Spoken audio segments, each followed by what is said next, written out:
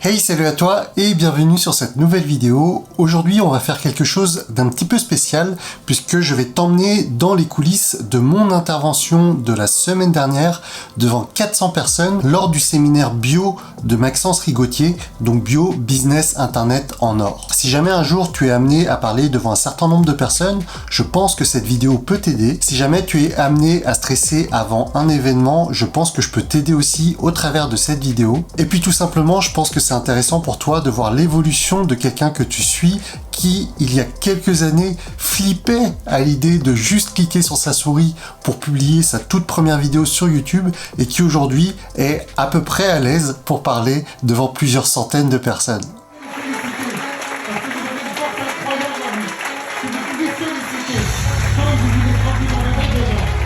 Alors cette vidéo ne va être ni totalement un vlog, ni totalement une vidéo où je vais te parler face caméra. Je vais à la fois te partager les émotions du moment au travers de vidéos que j'avais prises avant, pendant et après l'événement, mais également au travers de commentaires comme ici, face caméra, quelques jours après l'événement, après avoir digéré les émotions, après avoir mûri tout ce qui s'est passé. C'est parti!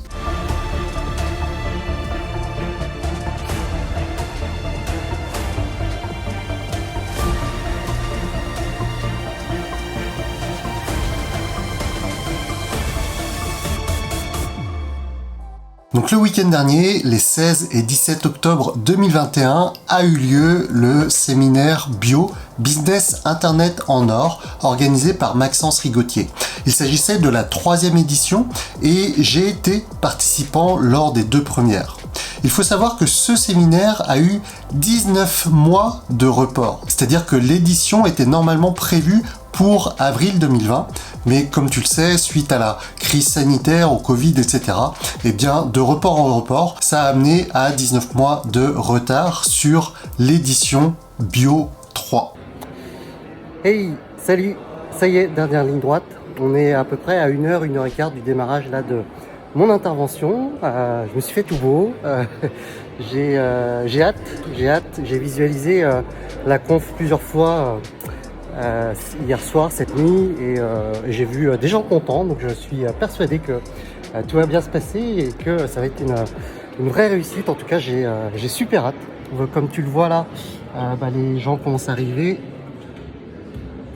Donc il n'y a pas encore grand monde, mais ça va venir petit à petit jusqu'à le début de mon intervention vers 9h20, 9h30.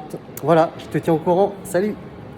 Il faut savoir qu'aujourd'hui, ce séminaire est l'une des références pour les personnes qui souhaitent créer un business sur Internet. Il y a des personnes très connues dans l'infoprenariat, un peu comme des têtes d'affiche lorsque tu vas à un festival de musique.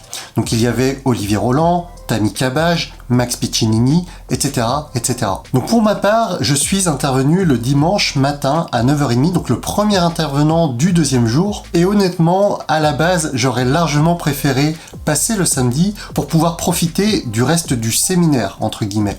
Parce que là, en fait, tout le samedi, j'étais pas stressé, mais j'avoue que j'appréhendais et je n'ai pas pu profiter du samedi comme je l'aurais voulu. Je n'ai pas pu prendre de notes comme je le fais d'habitude lors de ce style de séminaire. Et puis entre nous, passer le dimanche matin, là où les gens font habituellement une grasse matinée, c'est pas non plus l'idéal. Avant de te parler de mon intervention en soi, je voudrais te montrer une application que j'utilise pour traquer mon sommeil et en particulier te montrer les jours qui ont précédé le séminaire. Donc là, comme tu le vois à l'écran, donc on est le jeudi 21 au moment où je te tourne cette vidéo, donc j'ai pas très bien dormi cette nuit, mais les 2 nuits d'avant étaient plutôt très bien.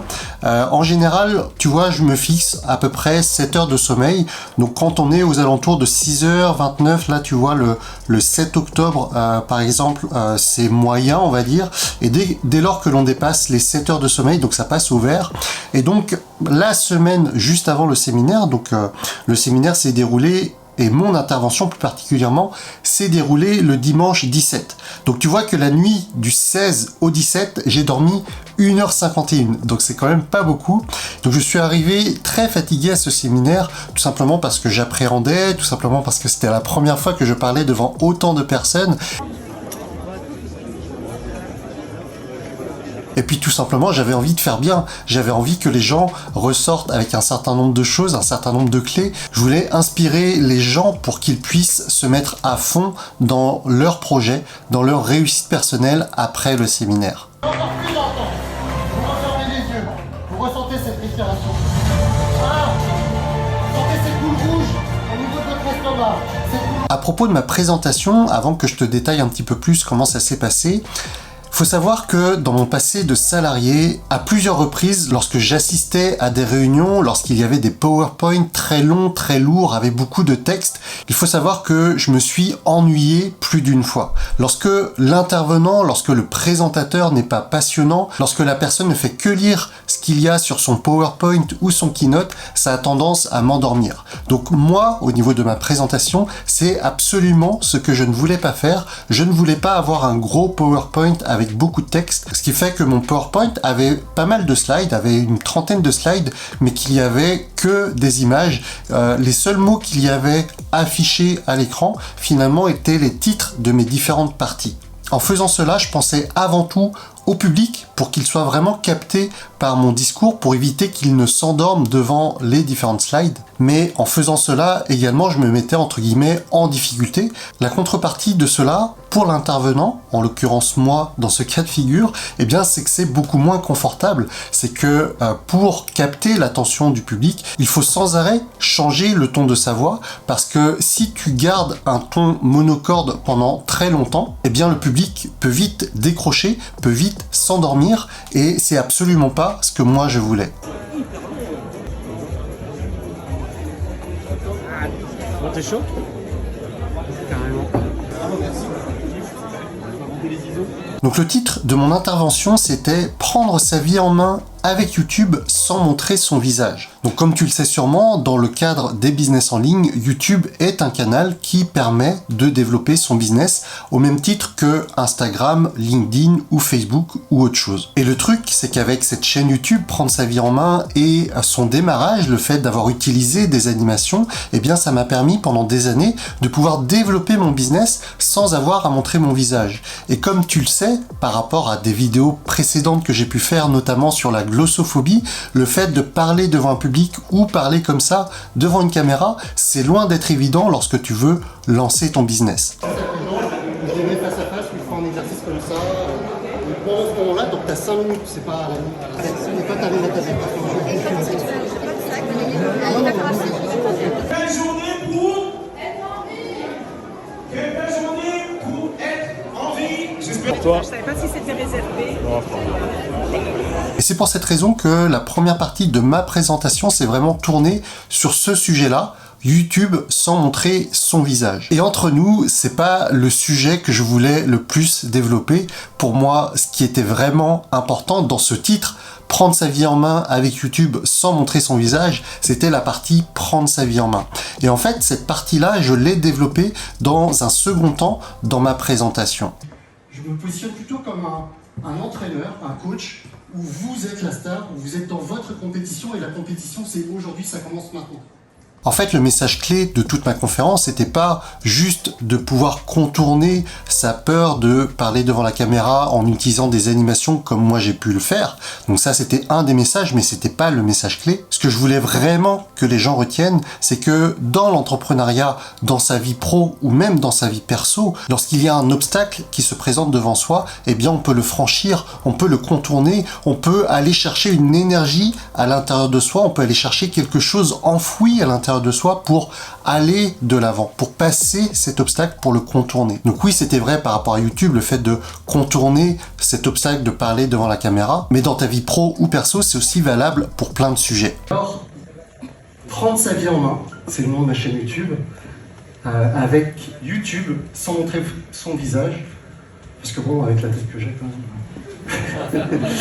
Et donc, dans une deuxième partie de ma conférence, on a fait des exercices d'entraînement cérébral, d'entraînement mental, de préparation mentale. J'ai fait en sorte de travailler sur l'état d'esprit des personnes, j'ai fait en sorte de travailler sur le mindset des personnes. Et pour finir, j'ai fait un exercice de visualisation, un exercice dans lequel je mets les personnes dans une certaine posture qui leur permet d'aller chercher une énergie à l'intérieur d'elles, qui leur permet d'aller se concentrer sur le lion ou la lionne qu'il y a en eux ou en elles pour pouvoir le faire ressortir lorsqu'il faut faire face, lorsqu'il faut affronter un obstacle. Et donc dans la dernière partie de mon intervention, j'ai fait une visualisation, j'ai fait un exercice de préparation mentale. Qu'est-ce que tu entends? Il est autour de toi.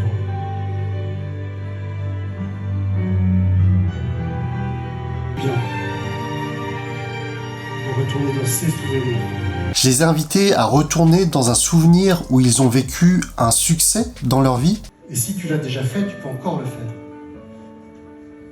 Et parfois, quand on est face à une difficulté, face à un obstacle, il suffit de repenser à ces moments de gratitude et de bonheur. Je les ai invités à transposer cette énergie de leur succès passé et transposer donc cette énergie pour un succès futur. 4,3, 4,5, 4,8, 4,9, 5.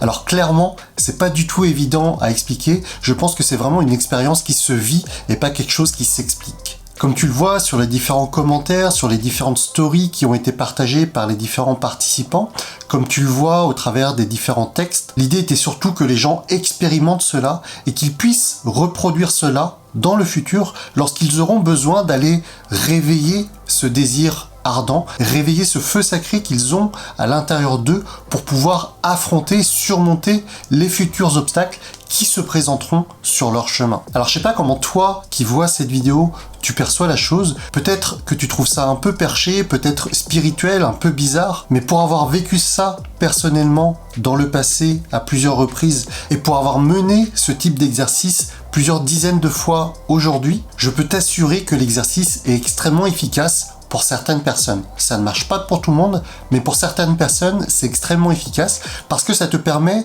finalement d'entraîner ton subconscient à la réussite. Ressens la chaleur qui se dégage en toi là maintenant. Quand tu te connectes à ce pourquoi, quand tu te connectes à cette énergie interne que peut-être tu ne soupçonnais pas jusqu'à présent. Ça te permet d'élever tes pensées à un niveau de fréquence que tu n'as pas forcément l'habitude d'expérimenter. Et pour te prendre un exemple très parlant, c'est un petit peu l'état d'esprit de winner, de champion que tous les sportifs de haut niveau adoptent avant d'aller au combat, avant d'aller dans leur compétition. Et le truc, c'est que pour moi, il est évident qu'un sportif de haut niveau doit se muscler, doit s'entraîner pour que son corps soit performant le jour de la compétition. Et de la même manière, un entrepreneur à succès se doit de se préparer pour être au top le jour ou les jours où il va développer son ou ses projets. Au final, si je devais tirer une conclusion de mon intervention, je suis extrêmement satisfait, puisque l'état final dans lequel les gens étaient, ou en tout cas la plupart des gens étaient, correspond à ce que moi j'avais visualisé. J'avais visualisé des gens euphoriques, j'avais visualisé des gens pleins d'énergie, j'avais visualisé des larmes, non pas de tristesse, mais de gratitude, parce que ces personnes ont réussi à aller toucher quelque chose à l'intérieur d'elles, quelque chose de profond qu'elles vont pouvoir aller mettre au service de leur projet.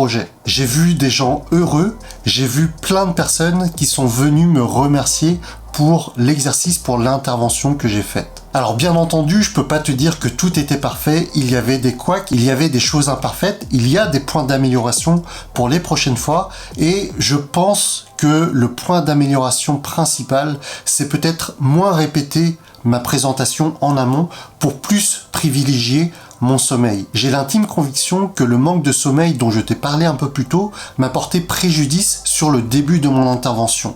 En fait, j'avais la gorge très sèche, j'avais un petit peu des trous de mémoire et en fait, le début de l'intervention ne s'est pas tout à fait déroulé comme je l'aurais voulu. Mais au vu de ce qui s'est passé sur la seconde partie et au vu de tous les remerciements que j'ai reçus après mon intervention, je pense que j'ai quand même fait le taf dans l'ensemble. En exclusivité, voici 2 vidéos qu'un ami à moi a tournées juste après mon passage. Et avant de te partager ces 2 extraits, j'aimerais que tu retiennes cet exercice. La prochaine fois que tu passes un cap, que tu atteins un certain palier, que tu atteins une certaine victoire, que tu accomplis quelque chose de notable, j'aimerais que tu fasses cet exercice de te prendre 2 minutes pour parler à ton toi du futur dans 3 ans et parler à ton toi du passé. En parlant à ton toi du futur, ça te permet finalement de prendre du recul sur ce qui vient de se passer, ça te permet de retirer ce qu'il y a eu de bien, mais également d'extraire les points d'amélioration que tu pourrais mettre en place les prochaines fois que tu auras à faire cette intervention ou cet exercice. Et en parlant à ton toi du passé, ça te permet tout simplement de refaire une rétrospective du chemin qui s'est passé. Parce qu'honnêtement, le Vanak d'il y a 3 ans, il était bien incapable de parler devant un public et devant une caméra. Si tu avais un message pour le Vanak dans 3 ans, tu lui dirais quoi? Je lui dirais quoi au Vanak dans 3 ans? Je lui dirais que c'était cool de parler devant 400 personnes et que finalement parler devant 5000 personnes c'est pas beaucoup plus. Faut juste se mettre un peu plus à l'aise au début et après la fin tu l'as. Et au Vanak d'il y a 3 ans? En fait, t'entraîner ça fait tout. Il n'y a pas besoin de chercher une à 14 heures pour le faire et se conditionner au quotidien pour réussir. Tu penses qu'il est fier de toi? Trop. Voilà, j'espère que cette vidéo t'a plu, ça change un petit peu de ce que je fais d'habitude, mais je pense que c'est intéressant de varier un petit peu les styles de vidéos. Ça te permet aussi de voir l'évolution de quelqu'un qui prend sa vie en main, mais malgré tout, dans ce que je te partage, j'ose espérer qu'il y a des éléments qui résonnent en toi, il y a des éléments que tu peux piocher et que tu peux appliquer dans ta vie personnelle pour avancer vers cette réussite qui t'est propre. En tout cas, de mon côté, pouvoir revivre ce genre de séminaire, pouvoir revivre ce genre d'expérience en présentiel, c'est quelque chose qui m'avait énormément manqué depuis le début du Covid. Et le truc, c'est que vu l'engouement qu'il y a eu suite à mon intervention, vu l'énergie qui s'est créée suite à mon intervention, eh bien je ne pouvais pas ne pas proposer quelque chose de plus intense. Bien entendu, si tu regardes cette vidéo dans le futur et que les dates sont complètement dépassées, tu peux oublier ce que je vais te dire maintenant. Mais si tu regardes ça assez rapidement après la diffusion de cette vidéo, il y a peut-être quelque chose qui peut t'intéresser. Si tu considères que 2020 n'était pas terrible et que 2021 n'était pas génial non plus, et que tu veux que 2022 soit la meilleure année de ta vie, eh bien je peux peut-être t'aider à faire en sorte que ça soit le cas. Je peux peut-être t'aider au travers d'une journée d'entraînement. Alors, il ne s'agit pas d'un séminaire comme d'habitude, il ne s'agit pas d'une conférence comme d'habitude, il s'agit vraiment d'une journée d'entraînement. C'est pour ça que je l'ai appelé Success Bootcamp 2022. L'idée de ce bootcamp, c'est vraiment entraîner ton état d'esprit, ton mindset à la réussite pour 2022. Il va y avoir un groupe relativement petit de quelques dizaines de personnes et l'idée c'est d'aller s'entraîner, se préparer, faire des exercices pour être au top sur toute la prochaine année. Tu vois, un sportif de haut niveau qui réussit une compétition, qui gagne une médaille, une coupe ou les Jeux Olympiques, eh bien ce qu'il fait c'est que il n'est pas que au top le jour J, c'est que au préalable, il s'est préparé en amont pour être au top lors de sa compétition. Alors pourquoi est-ce que ce serait évident pour les sportifs de haut niveau et pourquoi ça ne le serait pas pour toi si jamais tu veux, encore une fois, que 2022 soit la meilleure année de ta vie? Bref, si tu veux en savoir plus, clique sur le lien qu'il y a en haut à droite de cette vidéo. Et pour les autres, je vous dis à très vite. Salut, ciao!